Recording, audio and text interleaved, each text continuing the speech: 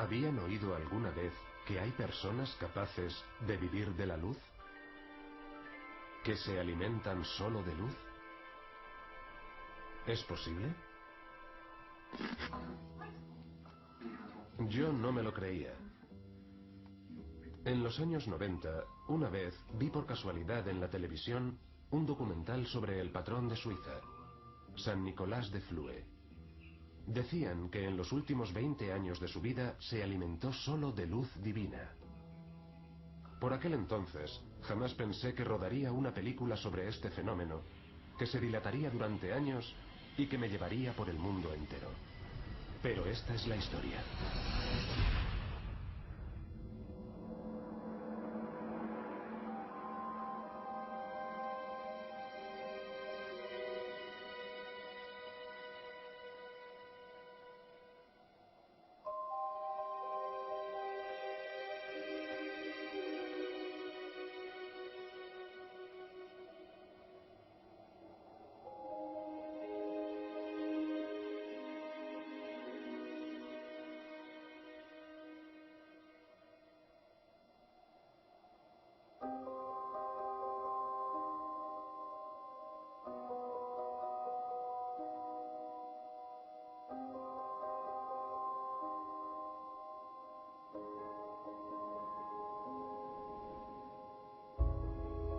Vivir de la luz.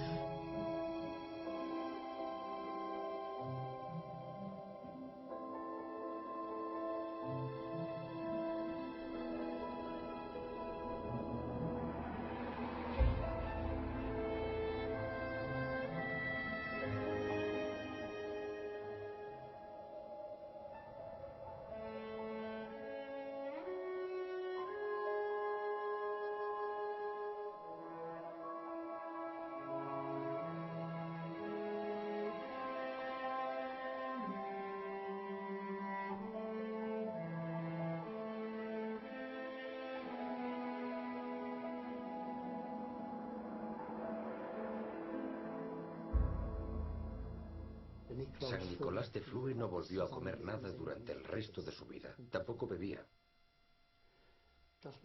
Fueron 20 años, o casi 20 años. Está atestiguado.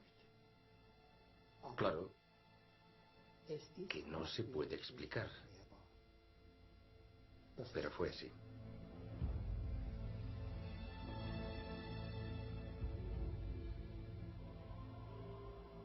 En honor a la verdad, después de ver el mencionado documental no volví a pensar en San Nicolás de Flue, ni en el mito según el cual hay personas capaces de vivir sin comida, hasta que conocí a Dieter. Dieter, el primer contacto. Yo ya no me alimento con alimentos sólidos, sino con líquidos, aunque a veces añado sabores. Añado alguna gota de tamari en el agua para dar sabor, o jengibre y cosas así, pero solo me alimento de fluidos. ¿Entonces se puede decir que no ingieres calorías? No, en absoluto. Ingiero muchas calorías, pero a otro nivel. ¿Y desde cuándo vives de la luz? Desde 1998. Empecé en 1998. Tuve el libro mucho tiempo cogiendo polvo en mi librería. El título me pareció interesante, Vivir de la luz. No me pareció carente de lógica, porque en mi opinión somos seres de luz. Mucha gente me pregunta, ¿entonces te pones al sol o cómo lo haces? Y yo les digo, no, no tiene nada que ver con esa luz, sino con el concepto de que la luz es una de las frecuencias más altas. En agosto de 1998 empecé la transición de 21 días al respiracionismo. Los primeros 7 días son los más duros, porque no puedes comer nada ni beber ni una gota de líquido.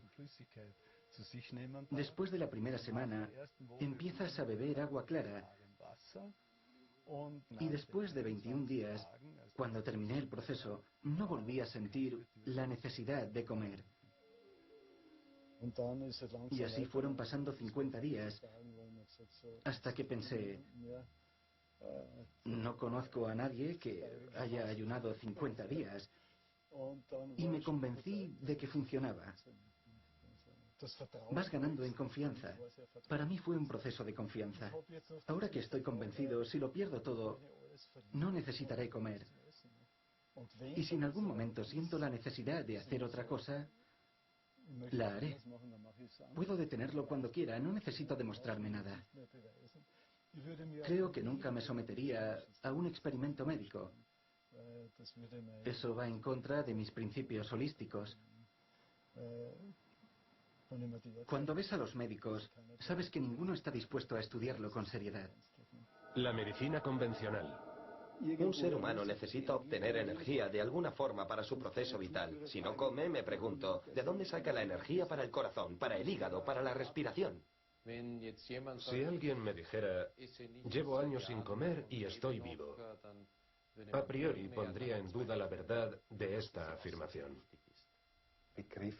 No alcanzo a comprender conceptos como el respiracionismo, porque no somos plantas, sino seres humanos.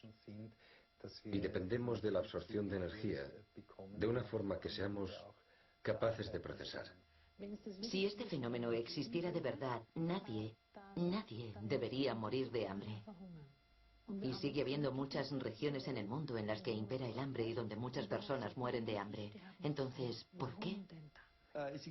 No hay ningún estudio acreditado que demuestre que podamos crear reservas energéticas que duren más de 2 meses. Por eso creo que estas afirmaciones son totalmente infundadas. Desde un punto de vista científico, carecemos de las pruebas empíricas. Esto te hace escéptico. 6 años sin comer. La australiana de 42 años, Yasmaheen, asegura que no come desde 1993. Vive del aire, de la luz y del amor. Demos la bienvenida a la señora Yasmaheen. Muchas gracias por venir. Usted es la embajadora de esta doctrina que usted misma practica. ¿Cuál es el secreto de esta forma de vida? No es ningún milagro. Es el resultado de estar conectados a una fuerza superior. Nosotros tenemos una forma de alimentarnos alternativa a la que denominamos prana. Entre nosotros está el doctor Walter Eben, internista y director de la clínica privada Neue Wiener. Sí, Estamos hablando de 6 años. eso es imposible. ¿Cree que no es más que un fraude? Sí. Hay 2 formas de engañarse. Una es creer lo que no es cierto. La otra, renunciar a creer lo que es cierto. Soren Kierkegaard, filósofo.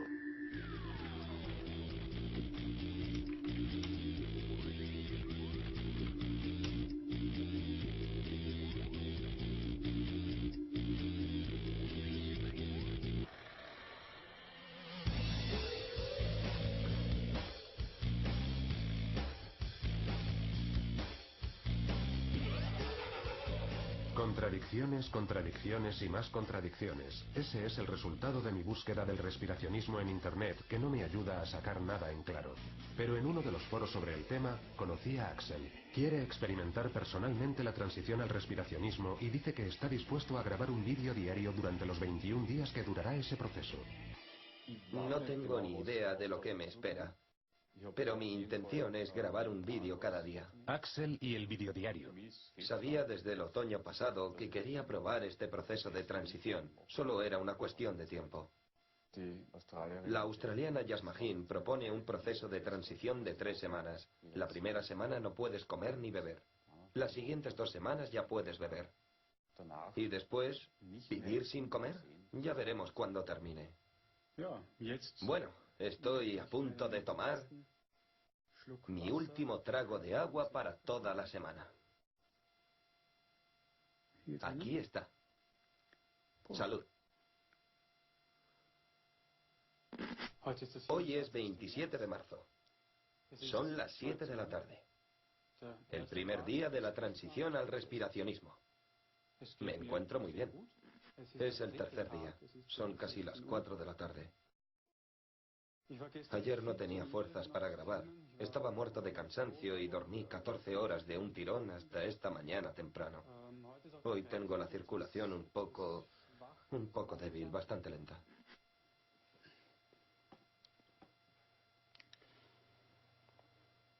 Hoy es 30 de marzo.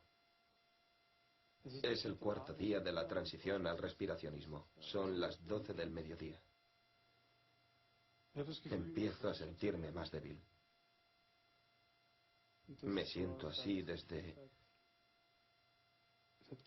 ayer, o sea, hace más de 12 o 24 horas.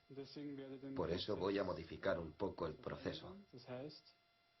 Es decir,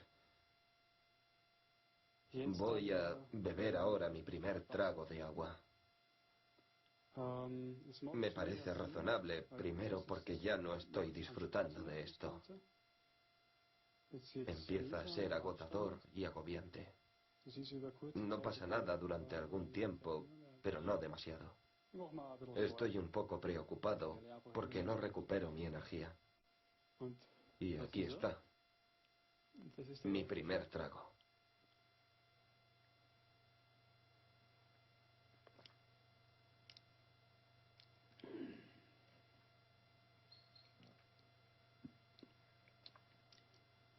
Es una bendición. No, esto no es respiracionismo.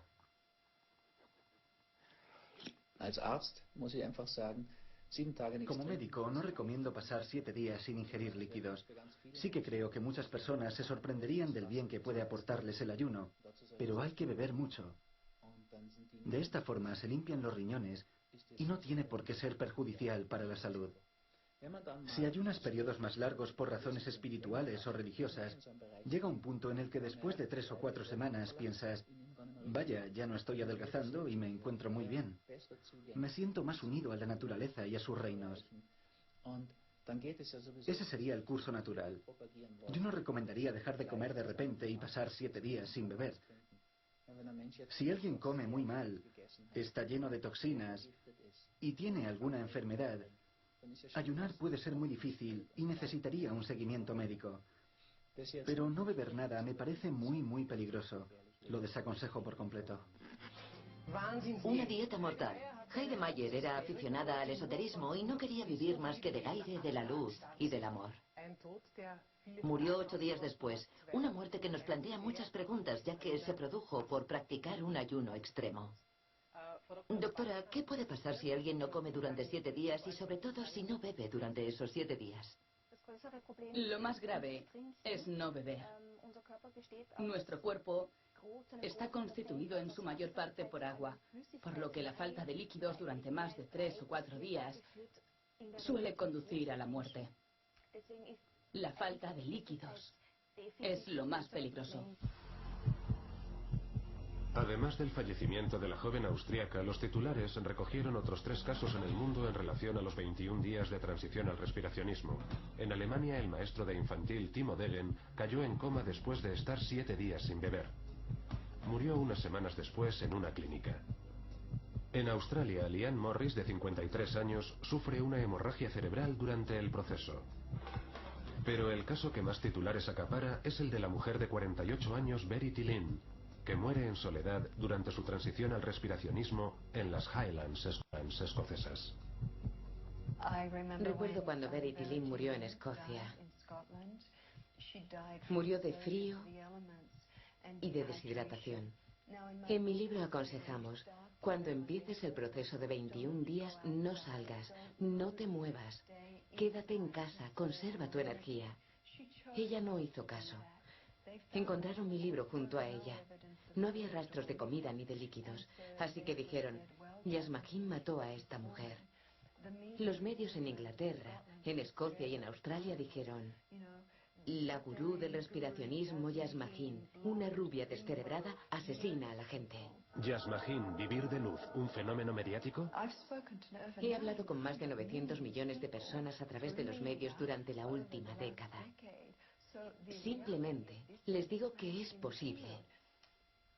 Estoy de acuerdo, la mayoría de las personas con las que me he comunicado a través de los medios han dicho, esta mujer está loca, eso es imposible, pero al menos he hablado de ello, al menos he planteado mi idea de que quizá sea posible llevarlo a cabo. Y cuando aceptamos la posibilidad de que algo sea posible, la puerta para conseguirlo se abre cada vez más.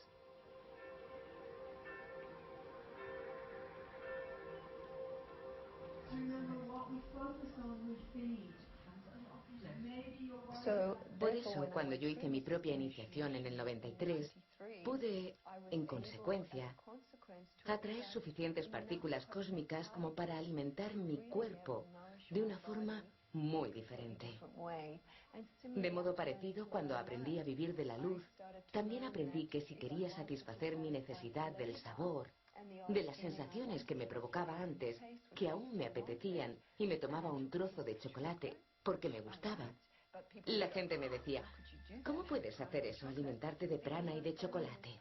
Porque en este recorrido he entendido que cuando te has demostrado a ti mismo que el prana puede alimentarte, darte todas las vitaminas, minerales, todo lo que necesitas, cuando te has dado esa libertad al vivirlo, ya no tienes nada que demostrar a los demás.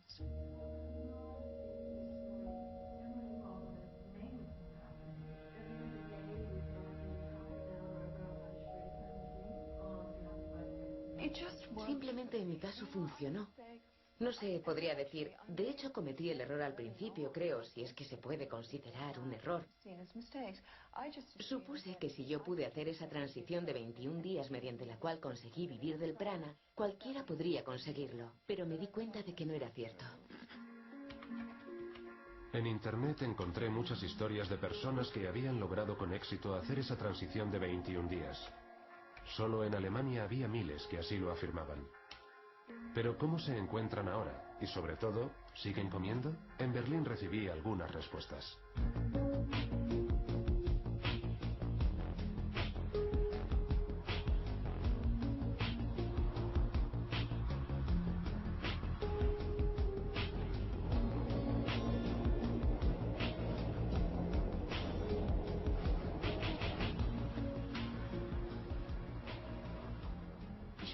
Soy Danu y soy polaca. Desde hace ya 5 años estoy interesada en el tema del respiracionismo. Hace algunos años concluí con éxito la transición al respiracionismo. 2 veces conseguí vivir 3 meses de prana. Hay cierto atractivo, cierta fascinación en torno a la idea de no ser dependiente de ninguna sustancia material para alimentarse. Yo también tengo esa parte científica en mí, mi parte racional que me dice, no puede ser, vivir de luz, es absurdo, no puede ser. Pero también tengo ese lado aventurero que me dice, inténtalo y a ver qué pasa, podría ser divertido. Experiencias con el proceso respiracionista de 21 días.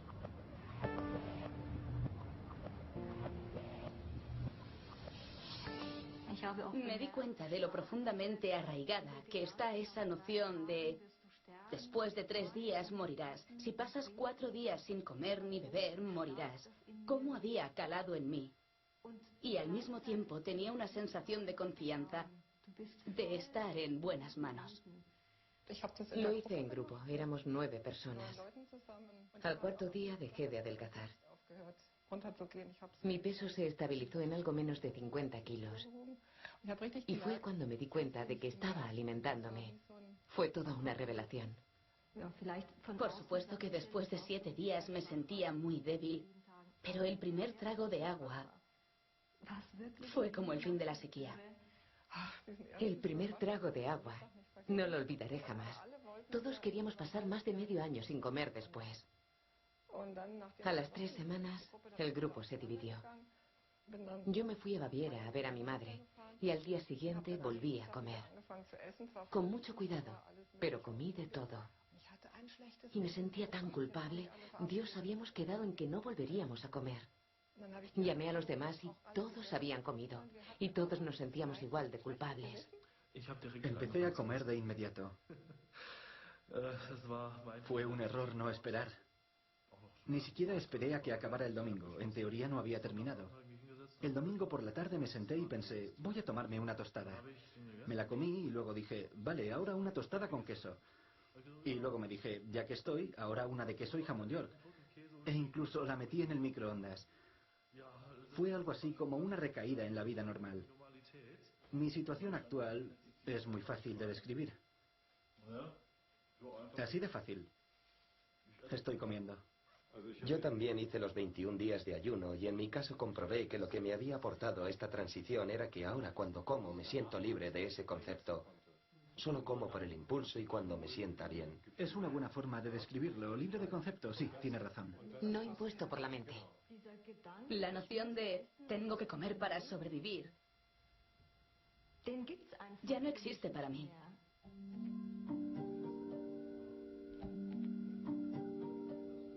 En Berlín también oí hablar de un hombre que después de esa transición no volvió a comer. Seguí sus pasos hasta Austria.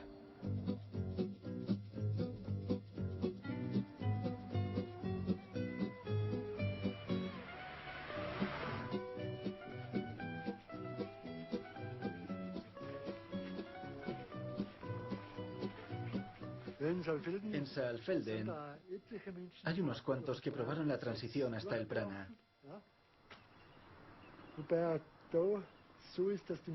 Pero la mayoría volvieron a comer sólido. Que yo sepa. ¿Cuál era la pregunta? Walter Omsa Rormoser, el yogui alpino. Decidí hacer esa transición de 21 días para alcanzar la libertad. Calmé totalmente mi cuerpo emocional cuando me dije, en cuanto tengas hambre o quieras darte el placer de comer, come, no te cortes. Pero llevo 7 años sin tener hambre porque he cambiado mi forma de ingerir energía. No necesito volver a casa para comer a mediodía. A esas horas puedo irme andando a Viena y hacer lo que me dé la gana. Lo más importante es la libertad. No necesito gastarme 300 euros al mes en comida. Hay que trabajar mucho para ganar 300 euros. Y ese es el otro aspecto de la libertad. No tengo que trabajar para comer. Puedo subir una montaña mientras los demás se echan la siesta. Yo puedo salir y hacer cosas divertidas.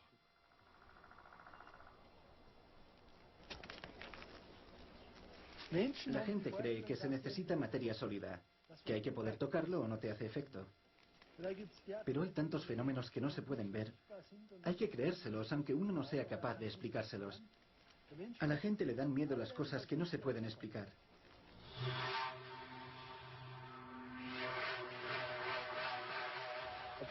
Las plantas crecen mediante la fotosíntesis. Metabolizan la luz. Las personas se comen esta luz metabolizada y luego la descomponen. Dicho de otra forma, cuando te comes una patata, estás ingiriendo la luz metabolizada de la patata. Y cuando haces tus necesidades, eliminas lo que no puedes asimilar y te quedas con la luz. Es como si tu estómago hiciera una fotosíntesis. ¿Y tú cómo lo haces? Capturo la luz directamente, ya no necesito hacer caca. Ya no la produzco, ¿sabes? Y ya está.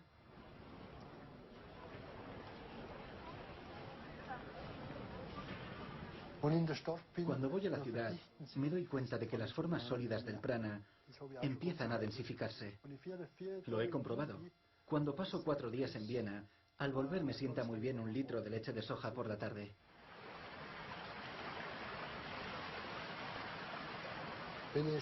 Si paso mucho tiempo en la naturaleza, este prana densificado empieza a expandirse y lo único que necesito es el aire y el agua para vivir una vida plena.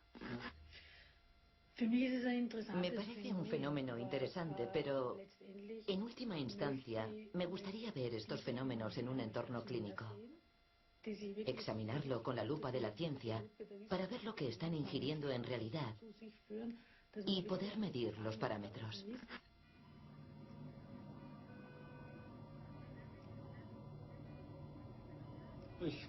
Me tuvieron en videoobservación 24 horas al día,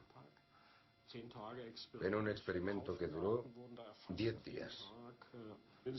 Recabaron muchos datos cada día. Tengo mucho interés en dar respuesta a la incógnita de este fenómeno concreto desde una perspectiva científica, firme y totalmente convencional. Me llamo Michael Werner. Yo empecé esta transición al respiracionismo de 21 días en enero de 2001. Y desde entonces no he vuelto a comer. Doctor Michael Werner, un científico que vive de la luz. Como científico, naturalmente me pregunto, ¿cómo es posible? ¿Cómo se lo voy a explicar a mis colegas o a contarlo en los círculos científicos? ¿O piensas, estoy engañándome? Además, quieres que la gente te tome en serio, y este fenómeno originó una especie de nueva era, que a veces no comprendo, ni con la que siempre estoy de acuerdo. Tal vez un materialista convencido diría, ya, se acabó, pero yo no lo puedo cambiar, es así.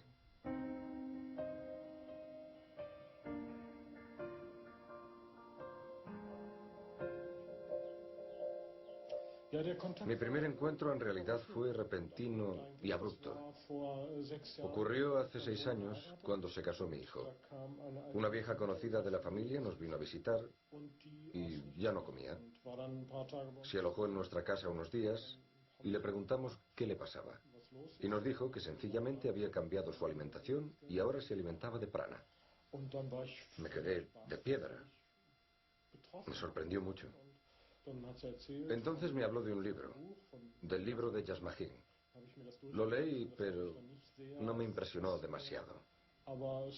Aunque 6 meses después decidí probar. Era obvio, era así. Era como si hubiera comido y me sintiera satisfecho.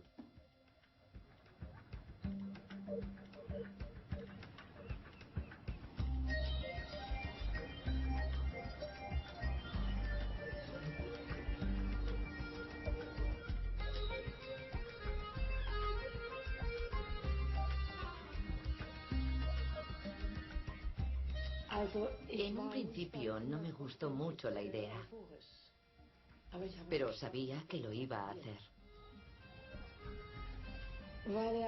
Porque es investigador, porque le interesan los fenómenos que superan los límites de lo normal, en lo que respecta a él mismo y a todo lo demás. ¿Y cómo son sus comidas? A la hora del almuerzo yo como las cosas que come todo el mundo. Y mi marido se sienta conmigo y bebe algo. Tiene un componente social. Nos vemos para comer, hablamos, bebemos algo juntos. Él hace todo conmigo menos comer. ¿Y antes cómo comía? Comía muchísimo y disfrutaba mucho de la comida. Me encuentro muy bien desde que no como. Me hace bien. Lo noto. No comer es solo el precio que tengo que pagar. Me siento sano, estoy en forma y creo que tengo más energía que antes, más resistencia y más fondo. Y compruebo que cuanto más fuerza mi cuerpo, más fuerte estoy. Me crece el pelo, me crece la barba, me crecen las uñas. ¿Cómo se explica? Uno pensaría, cuando como, ingiero sustancias, se descomponen como las piezas del Lego, luego las vuelvo a componer y mi cuerpo está feliz y satisfecho. Sin duda, tiene su parte de verdad. La cuestión es si no hay otra forma de hacerlo. Me llamo Thomas Stockley y mi relación con Michael Werner es la de un amigo escéptico. Es decir, yo sigo esta extraña forma de vivir, por decirlo así, con escepticismo, pero con mucho interés. Me parece fascinante. Cuando un científico oye hablar del respiracionismo, lo normal es que sienta el imperioso deseo de estudiarlo y preguntarse ¿qué está pasando? ¿Cómo puede ser? Por eso quería colaborar con Michael Werner, para poder demostrarlo científicamente. Ambos sabíamos desde el principio que si hablábamos de respiracionismo o de inercia, sería difícil que nos concedieran el permiso. Me sorprendió mucho cuánto se opusieron. El mecanismo de defensa, como yo lo llamo. Le remitimos el estudio al comité de ética y hasta que por fin nos permitieron hacerlo, pasaron 2 años.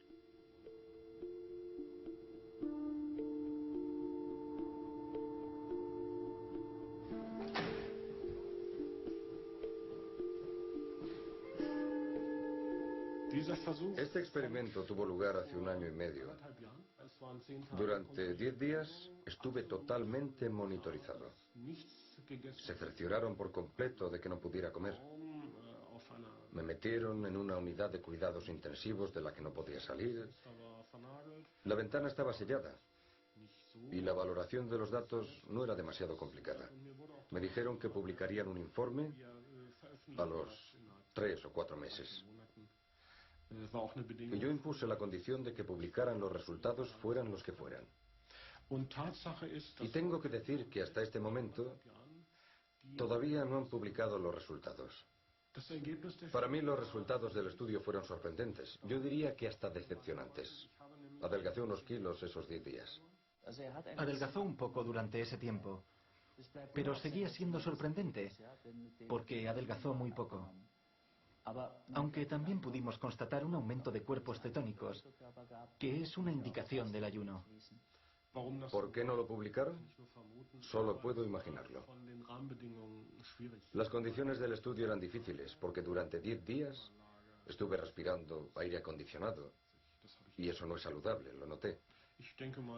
Creo que si nos planteáramos hacer un segundo estudio, deberíamos evitarlo.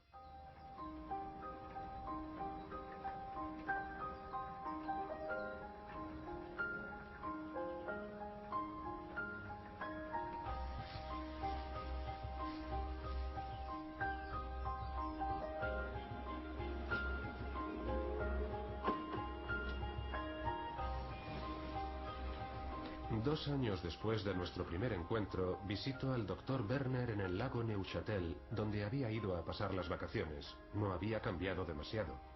Seguía viviendo sin comer. El estudio de Werner seguía sin publicarse, pero se había sometido a otro experimento en la Universidad de Praga. El estudio de Praga surgió porque el de Werner aún no se había publicado en ese momento. Así que pensé, pasemos página y empecemos otra vez. Antes acordamos que fueran cuales fueran las conclusiones, se publicarían. Cuando terminamos el experimento y tuvimos los resultados, el director del proyecto dijo, no vamos a publicarlo. Y no me dieron explicaciones. Así es como reacciona el mundo científico, bajo el lema, o es un lunático y tenemos un problema, o tiene razón y tendríamos también un problema. Dejémoslo estar.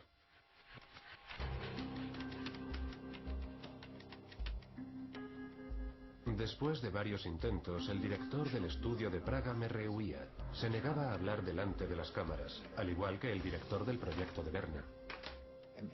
Al fin y al cabo, es una amenaza para el mundo de la medicina convencional. Y en este sentido, la medicina convencional no está reaccionando científicamente como se esperaría de un físico o un químico. Si un físico dice, los cisnes son blancos, es una hipótesis. Y aunque se encuentren 100.000 cisnes blancos, seguirá siendo una hipótesis. Si encuentran un cisne negro, le hacen pruebas para ver si lo han tenido. Y si es auténtico, la hipótesis se cae. Con ese único cisne negro. Tiene razón. Si esto fuera posible en principio, ya lo hiciera una persona o 100.000, acabaría con unas cuantas teorías y la ciencia tendría que reconsiderar su forma de pensar. A finales de 2008, el estudio de Werner finalmente se publicó. Conclusión: el Dr. Werner solo estaba en un estado de ayuno durante el estudio. El estudio de Praga aún no ha sido publicado. Pese a la controversia que suscitó el caso Werner, un estudio independiente realizado en India en 2003 parece confirmar el sorprendente fenómeno de la alimentación pránica. El sujeto de estas pruebas era un yogui que afirma que lleva décadas sin comer ni beber. Pero ¿qué hay tras estas increíbles noticias de Internet?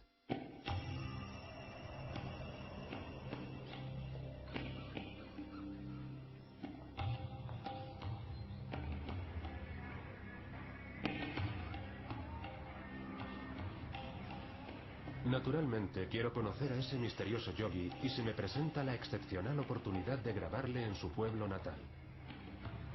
Mataji Prahlad Jani vive normalmente en una cueva en las montañas, pero una vez al año va a visitar a su familia para celebrar el festival sagrado Navratri.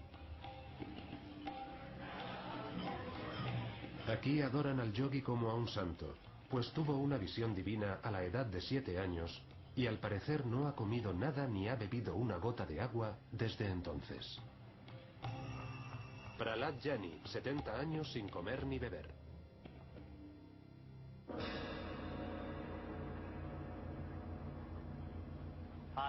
En Asab Sudatam, la medianoche del octavo día de Navratri, 3 diosas se me aparecieron y me pidieron que las siguiera. Ma Kali, Ma Lakshmi y Ma Sarasvati.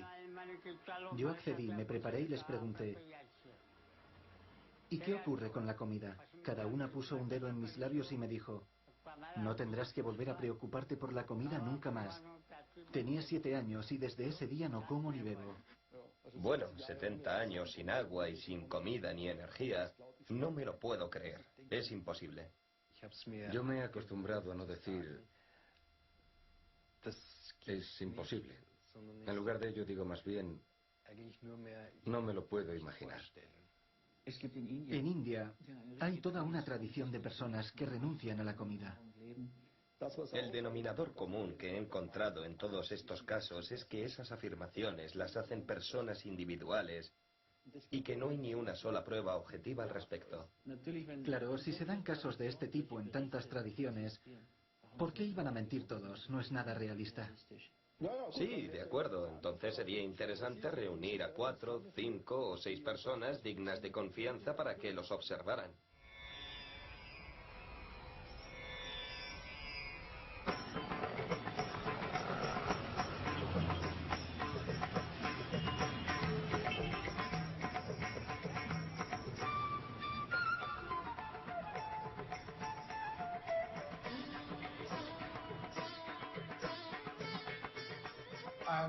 Soy el doctor Sudhir Shah. Soy el director de neurociencia del Hospital Sterling, un hospital privado de Ahmedabad con muy buena reputación.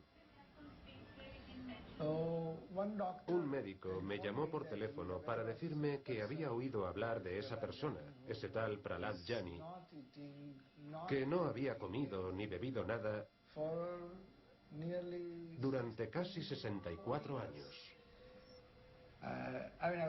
Recibí con escepticismo esa noticia y me reí. Le dije: eso no puede ser verdad. Doctor, ¿qué me está diciendo?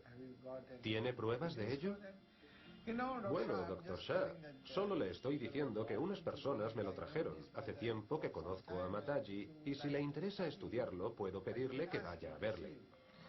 Un día vino a mi despacho y me dijo: de acuerdo, le permito investigar, pero no quiero que le hagan nada invasivo a mi cuerpo. Yo le dije: tendrá que quedarse en el hospital bajo vigilancia por vídeo continua de un videomonitor. Y si lo que dice es verdad, se lo comunicaré al mundo. Pero si no lo es, tendré, literalmente, que desnudarle. Es decir, destapar su engaño. Si está dispuesto, venga. En noviembre de 2003, bajo la supervisión del Ministerio de Defensa indio y de la Sociedad Médica de Ahmedabad, el doctor Sudhir Shah organizó un experimento sin precedentes. El doctor Sudhir Shah vino a verme y me habló de ese tal Mataji. Y para la ciencia médica, eso no es posible. En un principio estaba tan escéptico que no pensé que el proyecto duraría más de 24 horas, que no se podría demostrar que Prahlad Jani o Mataji no comía nada, que no ingería alimentos, que no ingería agua, que no orinaba y que no defecaba. Había que demostrarlo solo físicamente, había que mantenerlo vigilado y se podía demostrar. De modo que estuvo vigilado en todo momento bajo mi supervisión. Todo el personal de seguridad era del hospital y lo grabábamos con una cámara. Al principio pensé que nos engañaba y que esto no iría adelante. Así que desde el primer día tomé todas las medidas posibles para cerciorarme de que no le dejaban a solas ni un momento. Le pusimos guardas de seguridad. Contratamos algunos cámaras para no tener ningún problema. Pusimos 2 cintas simultáneamente para que, incluso cuando las cambiáramos, no pudiera orinar sin que lo viéramos. Al final del proyecto, la conclusión fue que el señor Prahlad Jani no había tomado por vía oral ningún fluido, ni agua, ni comida, durante los 10 días de nuestro proyecto. En segundo lugar, el señor Prahlad Jani no orinó ni defecó durante estos 10 días, aunque vimos que se estaba formando orina en su vejiga que volvía a reabsorberla la misma. Le hice ecografías 2 veces al día durante varios días, mañana tarde, Y había altibajos. Una vez tenía 400 mililitros, luego 200 mililitros, 300 mililitros de orina. Pero hacia el final del estudio la orina había desaparecido de la vejiga. Al final no tenía orina en la vejiga. Aseguraba que estaba absorbiendo la orina de su cuerpo. Algo difícil de explicar desde un punto de vista científico. El protocolo incluía un hemograma, velocidad de sedimentación eritrocítrica, pruebas de función renal, pruebas endocrinas, pruebas de función hepática y placas de todo tipo, incluyendo un TAC de cuerpo entero. Lo sorprendente es que todos sus órganos eran normales. Morfológicamente, sus pruebas dieron negativas. Riñones, hígado, bazo, todo era normal. Todo era normal y no había cambios, ni los provocados por la edad. Todas las pruebas no invasivas que se podían hacer en este hospital de última generación, tantos médicos involucrados, todos estaban boquiabiertos. Además, la mayoría de nosotros estudiamos en el extranjero y nos quedamos totalmente perplejos ante la mayor sorpresa que habíamos visto en nuestra vida. Me resulta fascinante y absolutamente incomprensible. Va más allá de la imaginación. Lo acabo de ver por primera vez y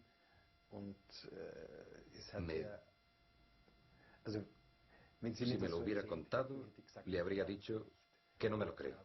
Durante 10 días no ha orinado, no ha hecho ninguna deposición, no ha bebido nada, ni ha comido nada, y tenemos las pruebas de laboratorio que le hicieron. Lo normal sería encontrarse altos niveles de sustancias urinarias. Es una auténtica bomba.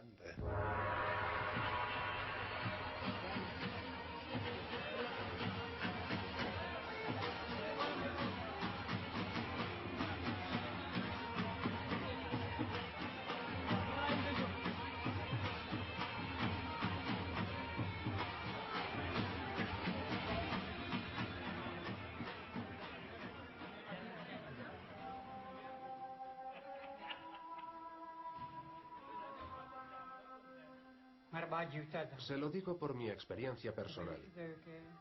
Cuando mi madre aún estaba viva, se hablaba mucho de Mataji. Yo también tenía mis dudas sobre la autenticidad de la historia. Se crió como cualquier niño. Pero un día, de repente, dejó de comer y de beber. Si alguien le obligaba a comer, vomitaba. Le hicieron pruebas. No podía retener nada. Lo vomitaba de inmediato. Cuando tenía 11 años, se fue de casa. Se fue a los bosques de Mahalabeshwar, donde meditó durante 6 años. Después decidió irse a Ambaji, donde vive y medita desde hace 35 o 40 años. Casi tiene 78 años, y los últimos 70 no le hemos visto comer, beber, orinar o defecar. Sea cual sea su poder, lo obtuvo de los dioses. Cuando las diosas se me aparecieron, perdí la conciencia. Tengo alucinaciones. Solo veo luz. Nada más que luz por todas partes. Muchos científicos me han preguntado, ¿de dónde has sacado estos conocimientos? ¿Cómo puedes vivir sin comer ni beber? Yo les respondo, llevo así años. Soy un desafío a la ciencia. Es una bomba. Hay que revisar toda la ciencia. Hay algo. ¿Qué es ese algo? Tenemos que averiguarlo. Es posible que haya algo de verdad. Hay una verdad absoluta en esto. Y si es cierto, ahora depende del mundo científico darle una respuesta. A lo mejor lo que estamos presenciando son fenómenos a los que las ciencias naturales no tienen acceso. Las ciencias naturales lo consideran inconcebible e imposible. Pero eso no significa que estos fenómenos no sean posibles en otro nivel de pensamiento. No estoy hablando solo de un caso. Hay muchos casos. Así que debemos ampliar los horizontes de comprensión de los científicos occidentales. ¿Por qué digo científicos occidentales? Porque los orientales, intuitiva y culturalmente, están familiarizados con los yogis y los sadhus y los mahatmas. India, la tierra del ayuno milagroso.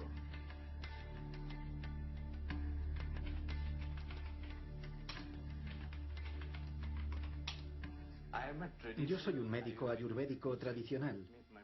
Eso significa que mi padre, mi abuelo materno, todos eran médicos ayurvédicos. Y todos y cada uno de los médicos ayurvédicos auténticos se convierten en un yogi. Este tipo de casos, de una persona que no ingiere alimento durante años, son una excepción. En la vida cotidiana, todo el mundo necesita alimentos, pero mis ciencias espirituales y las ciencias espirituales indias, o mejor dicho, en las ciencias orientales, en esta parte del mundo, han desarrollado un proceso especial por el cual pueden vivir sin comer.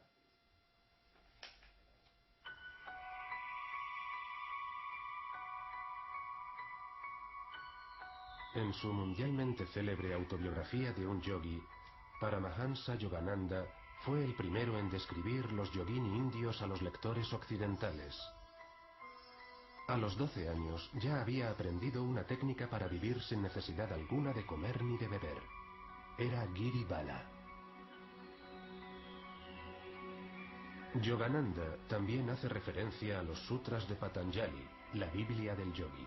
Escrito hace miles de años, describe una técnica que permite a una persona vivir solo del aire y de la luz solar.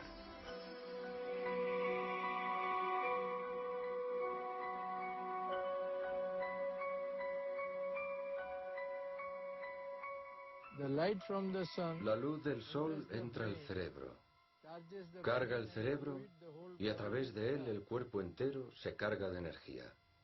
No hay hambre, no hay deseo de comer. Y eso es lo que ocurre con la energía del sol. Es una práctica muy sencilla. El sol es la fuente originaria de energía, lo que comemos. El cuerpo tiene un mecanismo para recibir la energía solar y transformarla en cualquier tipo de energía que requiramos. Y eso es lo que ocurre cuando miras el sol en las horas seguras. Hira Ratan Manek, vivir de la luz del sol.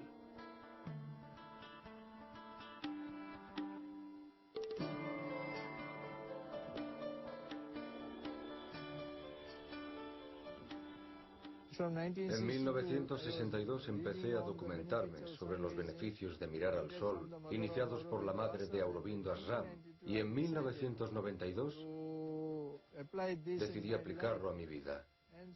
Así que me retiré del negocio en 1992 y ahora mi única misión es difundir este mensaje. En mayo de 2008 invité a Hira Ratan Manek a Viena. En India ya había demostrado que podía hacer un ayuno de agua durante 411 días bajo supervisión médica. Ahora quiero presentárselo al profesor Luger del Hospital Universitario de Viena. Hola, ¿qué tal? Las creencias cambian. Esta práctica habría que recomendársela a todas las personas libres de prejuicios. Lo que más me cuesta comprender es que cada día mueren 100.000 personas porque no tienen qué comer. Esta es mi pregunta para usted.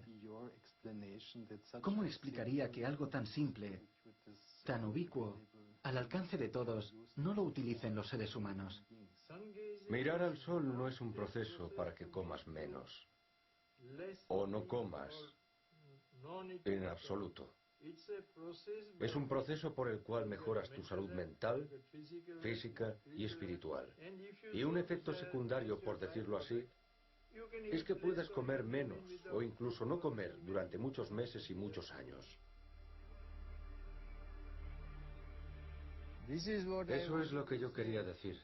No se puede afirmar simplemente que tumbándote al sol obtienes energía. No, eso no es correcto. Tu cuerpo debe asimilarla de una forma sistemática, científica. Hay protocolos y si los sigues sin duda obtendrás sus beneficios. Yo practico una religión llamada Jainismo, y el ayuno es una de sus tradiciones. El Jainismo defiende que uno siempre debe intentar comer menos y menos.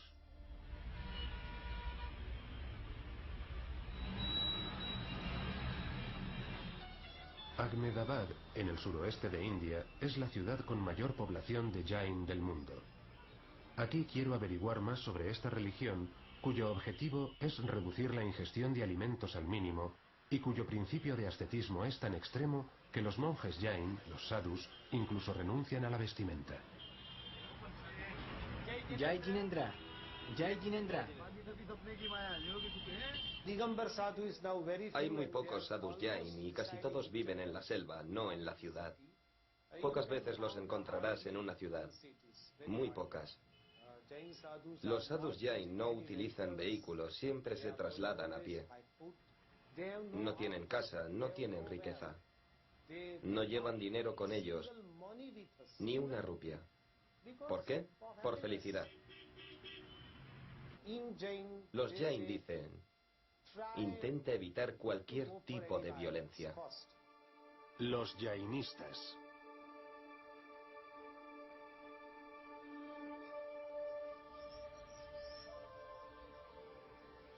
También en el ayuno, su objetivo principal es liberarse de la violencia. Si no comes, te liberarás del principio de la violencia.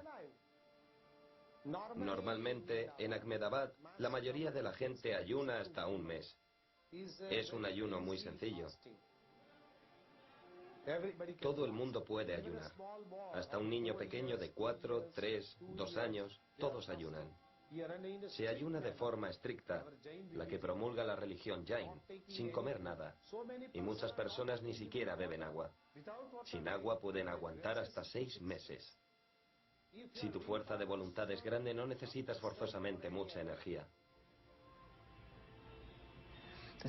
Son tradiciones ancestrales que han vivido experiencias positivas.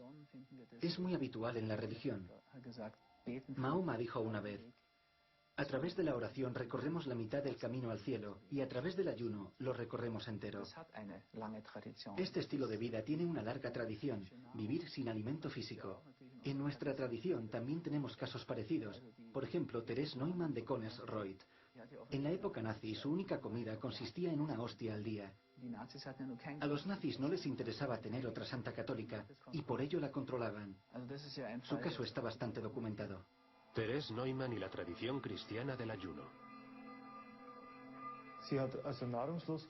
Vivió sin comer desde 1926 hasta su muerte en 1962.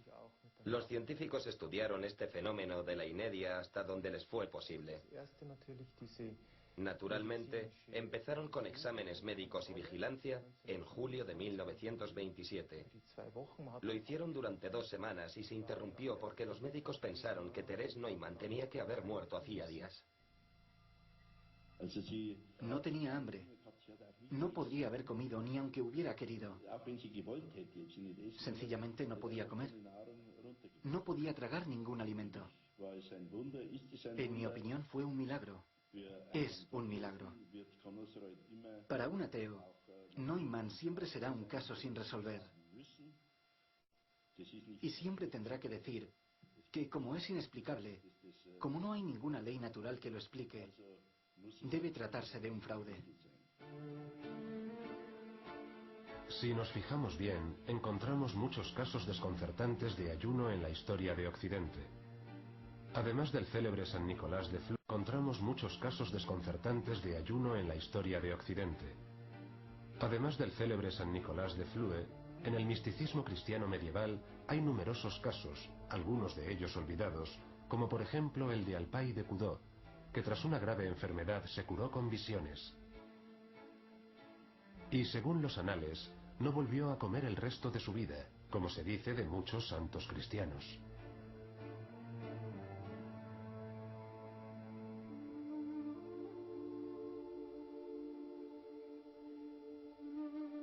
Pero los testimonios escritos más abundantes y antiguos sobre el arte de vivir sin comer están en la tradición china del taoísmo.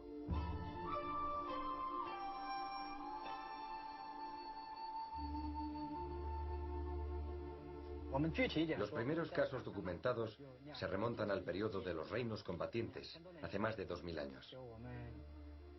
En aquella época, había personas en las montañas Budán que ya practicaban el arte del Bigu.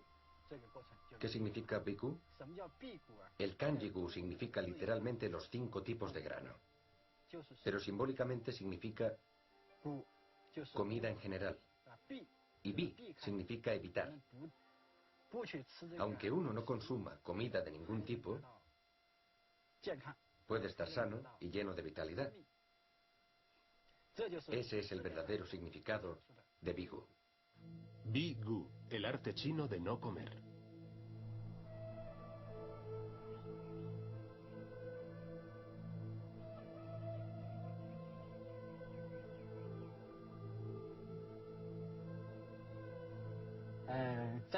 Durante años, ha habido gente en las montañas Budán que ha alcanzado el estado de Bigu a través del entrenamiento.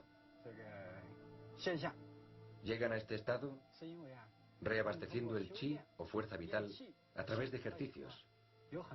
Estas personas pueden pasar años sin comer. Pero para experimentar el Bigu debes alcanzar cierto nivel, cierta dimensión. Si estás en buena forma, sano, el Bigu llega de forma natural. Pero si intentas alcanzar el Bigu a la fuerza, quizá dejas de comer porque se supone que el Bigu es bueno. En ese caso, puede ser muy perjudicial para la salud.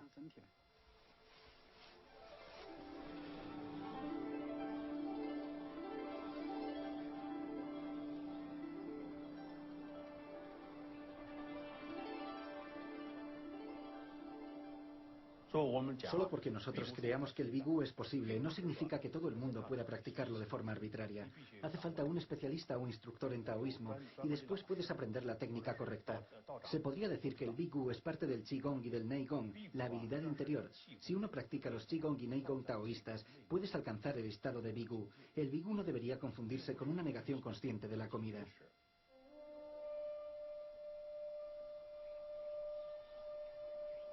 El entorno es muy importante cuando practicas el arte del Bigu. Lo más recomendable es escoger un entorno limpio con muchos iones cargados negativamente y oxígeno.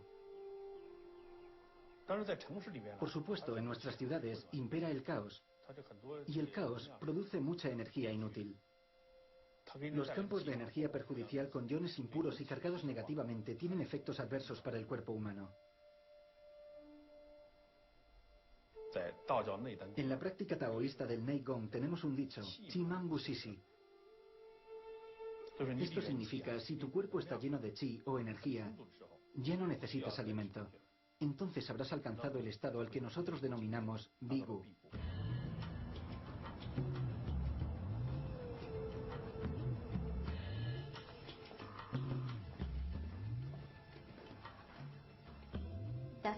El chi es parte del lado invisible de nuestro cuerpo. Los chinos dicen, solo vivo de chi. Eso significa, si no como y abro mi cuerpo, también puedo vivir de la naturaleza y la energía. La energía fluye por sus propios canales, y a estos canales los llamamos meridianos. Los meridianos no tienen nada que ver con los sistemas nervioso, vascular o linfático. Curiosamente, no tienen nada que ver con ellos. No se pueden aplicar a estos sistemas.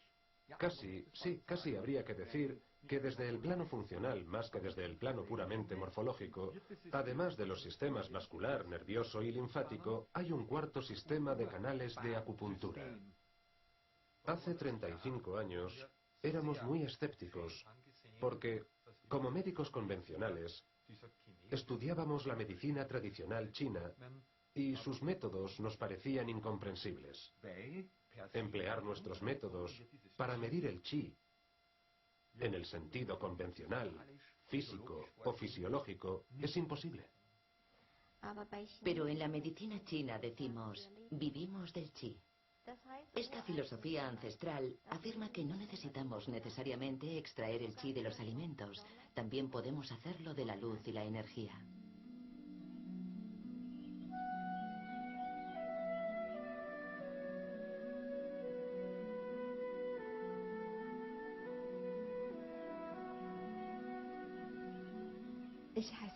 Me llamo Tianjin. Soy de China. Desde 1993 vivo en estado de BQ. También he experimentado el BQ absoluto. No necesitaba comer nada ni tampoco beber. Buenos días. A veces, cuando tengo mucho trabajo y no tengo tiempo para mis ejercicios de Qigong, tengo que comer un poco de fruta. Pero muy poco. Alcancé el estado de BQ a través de la transmisión de energía del fundador de Tiangong, el gran maestro Letian. Estábamos en un estadio muy grande y transmitió la energía BQ. Y yo recibí esa energía. Desde entonces vivo en estado de BQ. Por supuesto, no todo el mundo puede alcanzar ese estado.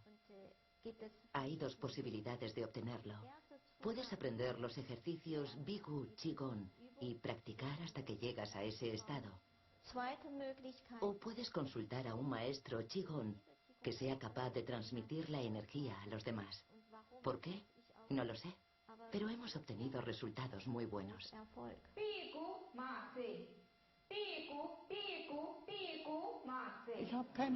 Ya no tengo hambre.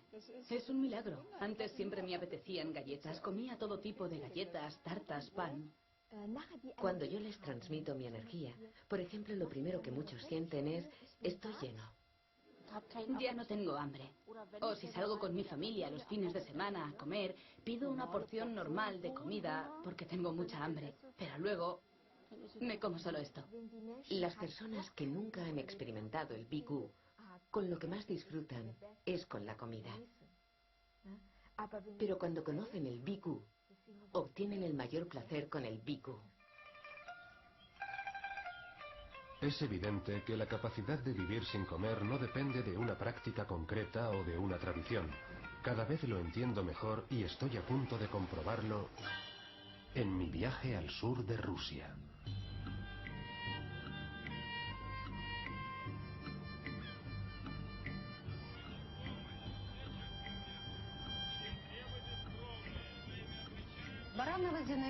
Me llamo Zinaida Gregorievna. El 26 de marzo de 2000 dejé de comer alimentos sólidos y dejé de beber agua física, por así decirlo, el 18 de abril del mismo año. Zinaida Baranova, el milagro ruso del ayuno.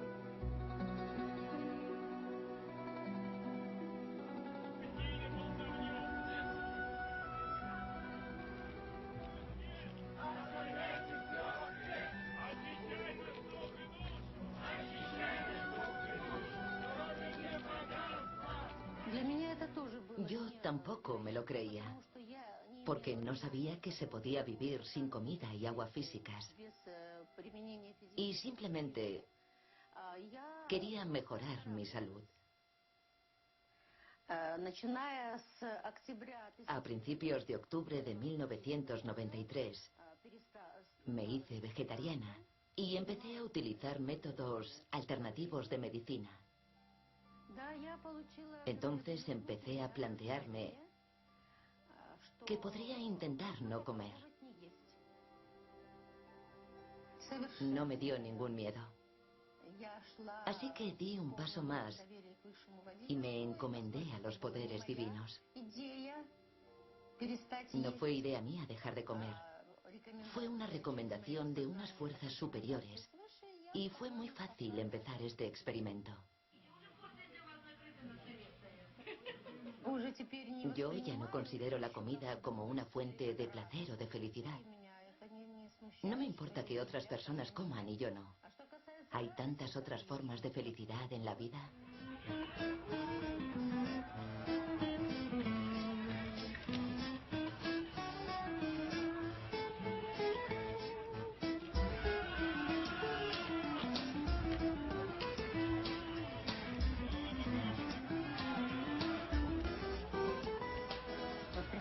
Mucha gente quiere venir a hablar conmigo.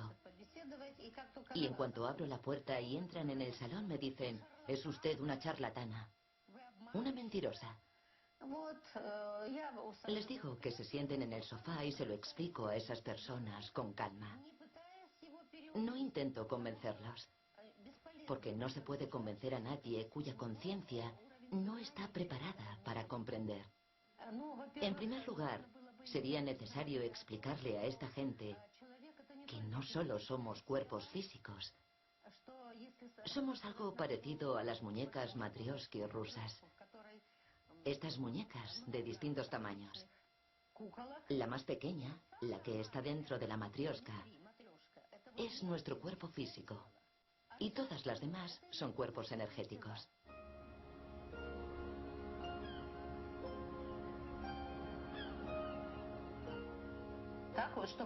No puedo decir que haya muchos científicos interesados en estudiarme. De hecho, solo el doctor Rusinov, el director del Centro Médico de Bioenergía.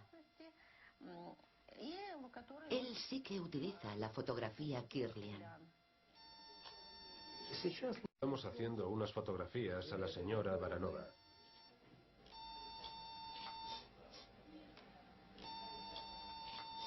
Hemos fotografiado las yemas de los dedos de Zinaida Baranova. Estamos recibiendo en pantalla las imágenes de su campo bioenergético. Aquí se ve la condición excelente de la paciente. Aquí vemos el campo bioenergético ideal. Este es el de un atleta, de un campeón de biatlón. Este es el campo de una persona con problemas. Y en este también hay zonas problemáticas. Aquí vemos los efectos negativos de un ordenador en el organismo humano. El estado de salud de la señora Baranova es inmejorable. Es posible que haya otras personas que han alcanzado este estado. Al parecer hay unas 30.000 personas viviendo de prana. Personas que solo se alimentan de energía solar. Seguramente todas tengan un aura así. Aquí están los resultados del examen que me hicieron y voy a dárselos a usted.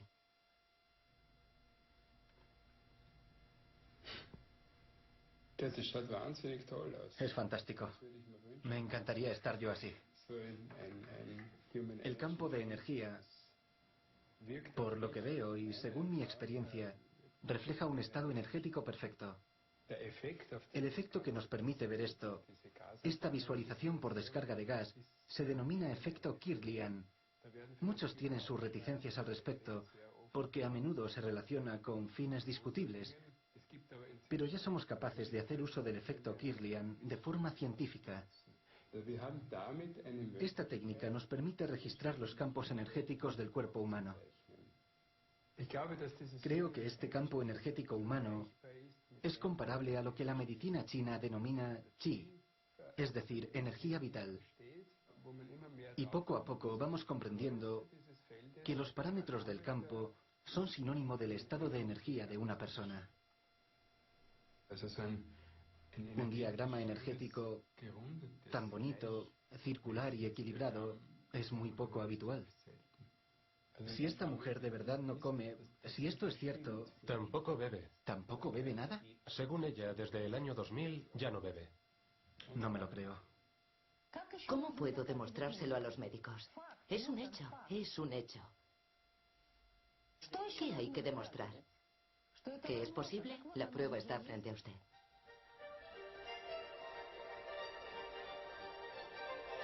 En busca de una explicación.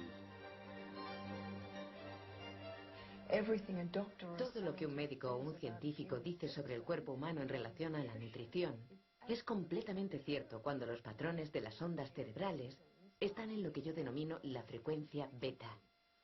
Pero cuando empiezas a practicar un modo de vida espiritual, de meditación, de oración, de servicio, de perseguir la verdad, de silencio, de naturaleza, de escuchar música piadosa, todo esto cambia la forma en la que funciona el cerebro. Cambia los patrones de las ondas cerebrales de alfa a zeta y empieza a revelar las impresionantes capacidades ocultas del sistema humano.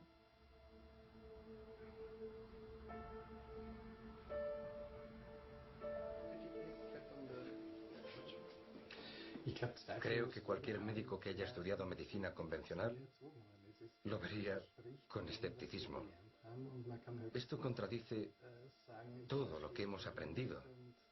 No se puede decir más que hay muchas cosas que no entiendo y esta es una de ellas. Y los datos que hemos recabado al examinar a Hira Ratam Manek no ayudan a comprenderlo.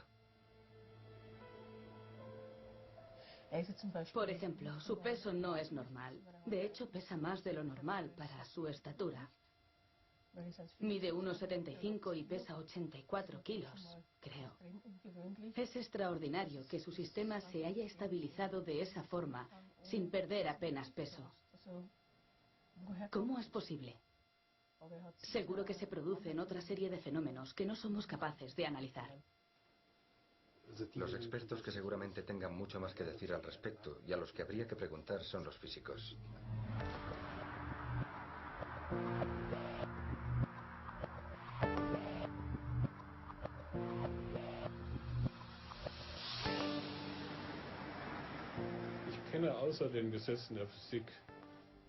No conozco ninguna otra disciplina aparte de la física que sea capaz de responder a preguntas como ¿cómo se producen cientos de miles de reacciones químicas en las células en el momento preciso, en el lugar preciso y de la forma precisa? Hoy día sabemos que los biofotones son los responsables. Los biofotones son una emisión de luz. Por ejemplo, los puede emitir el sol. La reacción química solo se puede producir en una célula si antes se activa con luz. Estos débiles rayos de una célula se hacen cargo de la autorregulación. Son los responsables de que todo vaya a la perfección sin el menor error.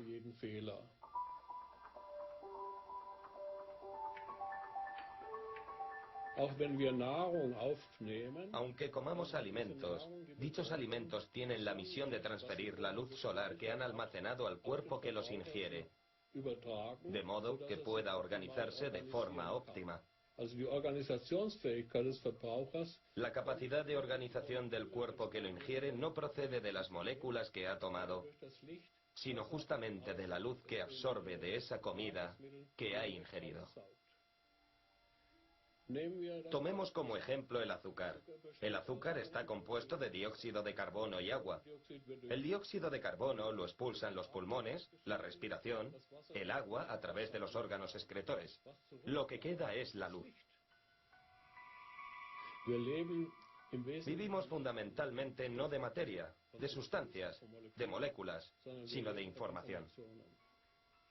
La combustión no es más que un proceso energético que naturalmente está asociado a esto, pero no es lo esencial.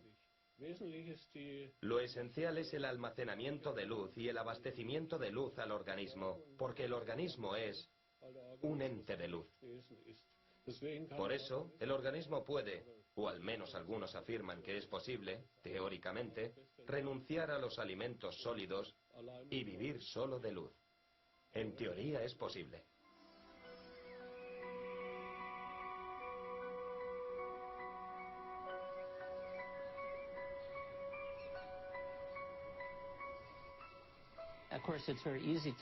Naturalmente, para la gente es muy fácil rechazar esta idea diciendo, hay mucha gente en el mundo que muere de hambre. Obviamente, si pudieran vivir de la luz, lo harían. Así que no tenemos un efecto tan obvio. Quizá necesites 40 años de meditación hasta que llegas al punto en el que puedes hacerlo. Pero si te estás muriendo de hambre, no tienes la oportunidad de pasar 40 años meditando, es demasiado tarde. Conciencia del comer.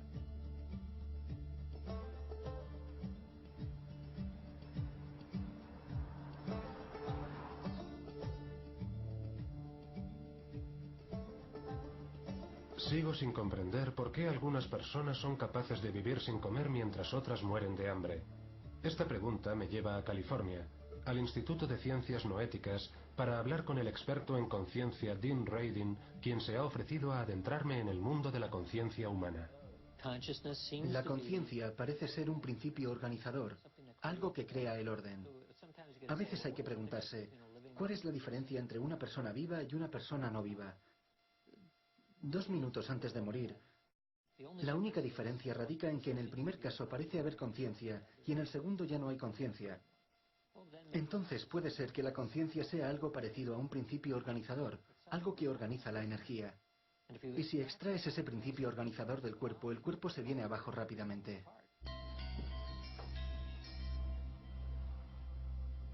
Dean Radin lleva más de 25 años investigando para el gobierno de Estados Unidos y para diversos institutos de investigación los fenómenos y las posibilidades de la conciencia humana. Él es el hombre perfecto para preguntarle ¿hasta qué punto es posible alimentar el cuerpo solo con el poder de la mente? Esta tradición existe en el mundo entero. Están los respiracionistas, las personas que practican el Bigu, y estas tradiciones, creo, aprovechan el hecho de que lo que de verdad necesitamos para sobrevivir es la energía ordenada. Eso es lo que consumimos en realidad. La razón por la que las plantas e indirectamente los animales no son útiles es porque son una forma de ingerir la energía coherente del sol y almacenarla, haciéndola más coherente aún.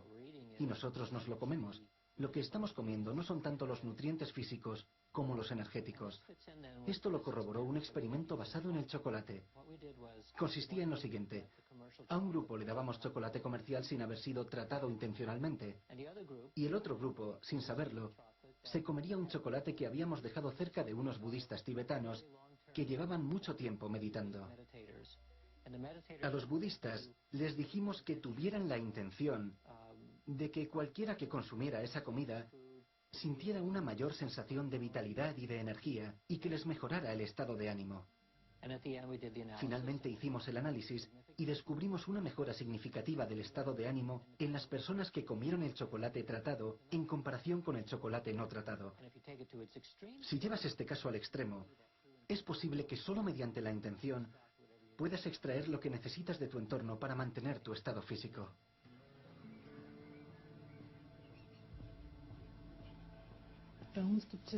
Tenemos un proverbio centenario que dice la fe mueve montañas. Así que ese fenómeno de poder alcanzar cosas con la fuerza de voluntad. Experimento basado en el chocolate. Consistía en lo siguiente. A un grupo le dábamos chocolate comercial sin haber sido tratado intencionalmente. Y el otro grupo, sin saberlo, se comería un chocolate que habíamos dejado cerca de unos budistas tibetanos que llevaban mucho tiempo meditando. A los budistas les dijimos que tuvieran la intención de que cualquiera que consumiera esa comida sintiera una mayor sensación de vitalidad y de energía y que les mejorara el estado de ánimo. Finalmente hicimos el análisis y descubrimos una mejora significativa del estado de ánimo en las personas que comieron el chocolate tratado en comparación con el chocolate no tratado. Si llevas este caso al extremo, es posible que solo mediante la intención puedas extraer lo que necesitas de tu entorno para mantener tu estado físico.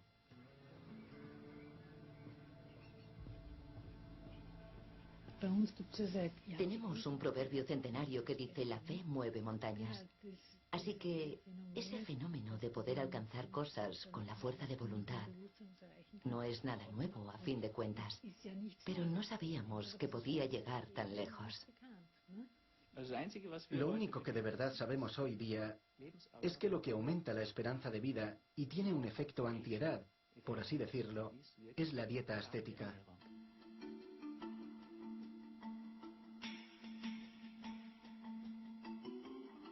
Si alimentas a los animales, desde las ratas a los primates, con una dieta de comida rápida, disminuye su esperanza de vida en un 30%. Si los alimentas con una dieta ascética, la esperanza de vida aumenta un 25%.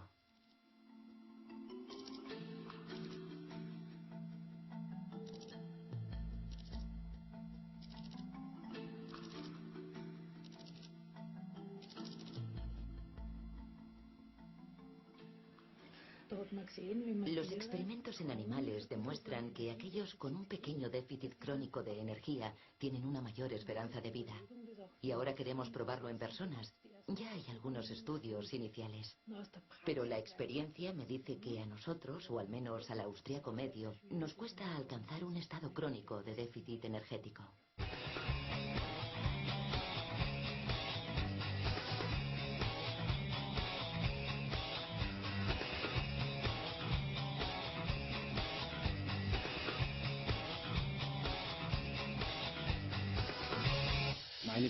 Mi mensaje no es coméis demasiado, tenéis que comer menos, comed más sano. Mi mensaje es comed conscientemente. Y sobre todo, sed conscientes. A fin de cuentas, no se trata de comer. Existen otras formas de energía. Si la gente se abre, lo increíble se convierte en posible, aunque la ciencia aún no lo pueda explicar. Por ejemplo, que haya personas que no coman. Hay muchos indicios ya. En la física han llegado al siguiente nivel. Ya ha tenido lugar un cambio de paradigma. La física cuántica y la nueva visión del mundo.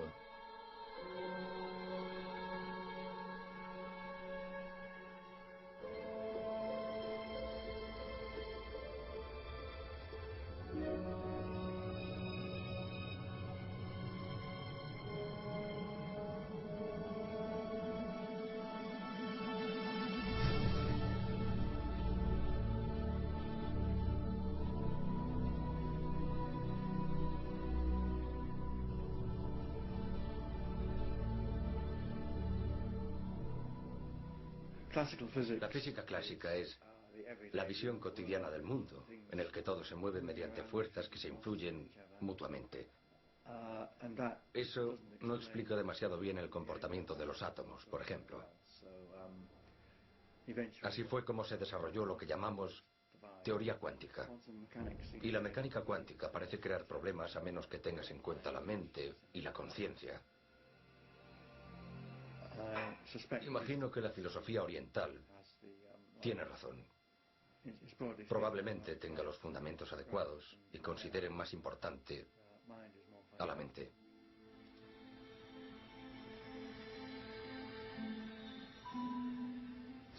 La ciencia ya está de acuerdo en que sin la conciencia como una relación causal con el mundo no podemos comprender la física cuántica. No tendría sentido para nosotros. Nos sorprende descubrir que lo que los místicos ancestrales solían decir, la conciencia es la base del ser, es la visión correcta del mundo. No la que la ciencia ha propuesto y aceptado los últimos 4 siglos.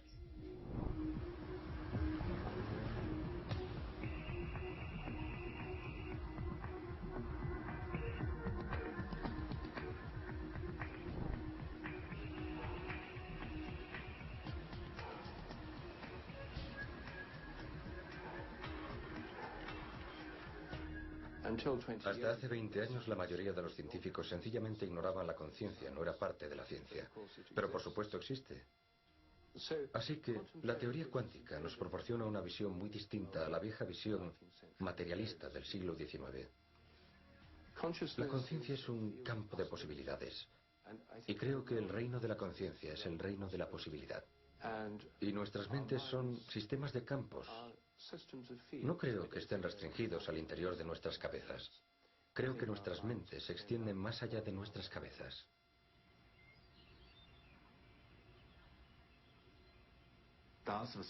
Lo que nosotros denominamos mente tiene el poder, el potencial de controlar lo que nosotros llamamos materia o cuerpo y también de protegerla. Ya tenemos la madurez suficiente para que esto se convierta en un conocimiento universal. Hay algunos experimentos, también científicos, que demuestran claramente que nosotros influimos en la materia mentalmente.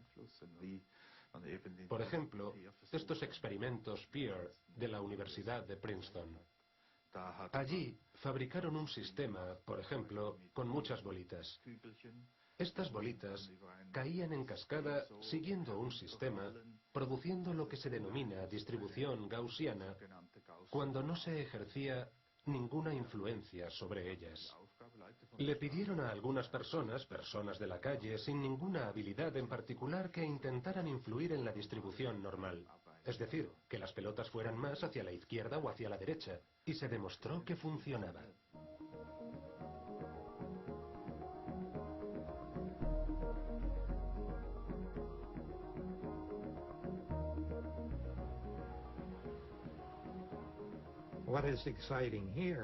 Lo interesante es que podemos ir a un laboratorio de ciencias físicas, y generar efectos que tienen que ver con materias como el espíritu, el alma o la voluntad, y afectar a las pelotas que bajan en cascada y afectar a bits que salen de una pequeña caja microelectrónica.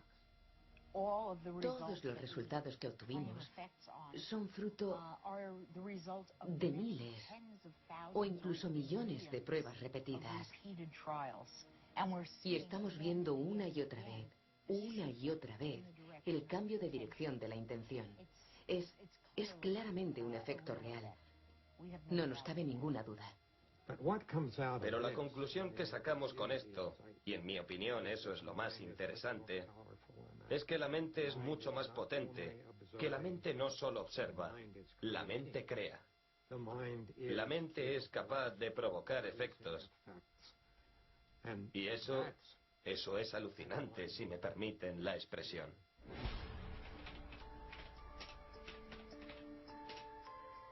En cuanto descartamos la idea de que la mente está restringida a la cabeza, si aceptamos que la mente depende de campos que se extienden más allá de la cabeza, no hay ningún problema en aceptar estos fenómenos. Encajan en la visión ampliada del mundo. Son lo que cabe esperar si la mente va más allá del cerebro. Epílogo.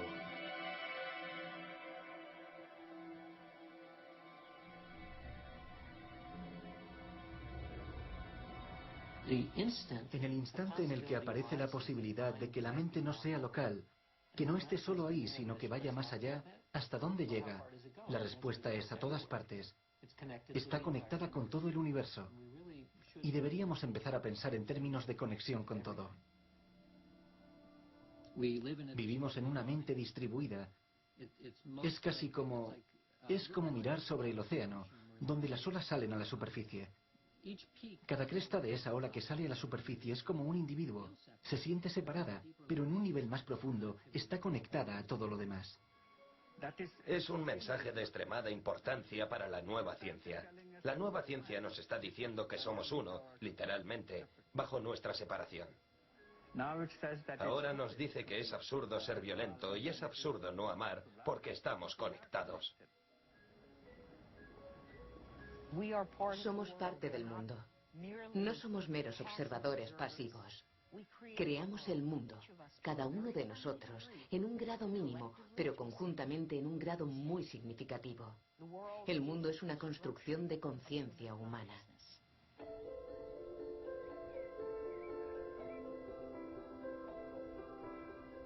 Yo no digo que la gente tenga que dejar de comer o de beber, ese no es el objetivo. Yo solo digo que mediante el fenómeno del respiracionismo, muchas personas empiezan a contemplar su relación con la materia, también con comer y beber, desde una perspectiva nueva. Tenemos que plantear la hipótesis de formas alternativas, de fuentes alternativas de energía, y eso es lo que quiero alcanzar. No estoy buscando ese único caso, sino la fuerza que hay detrás. Y eso cambiará el futuro de la humanidad. Y estoy bastante seguro de ello. Ya lo verás.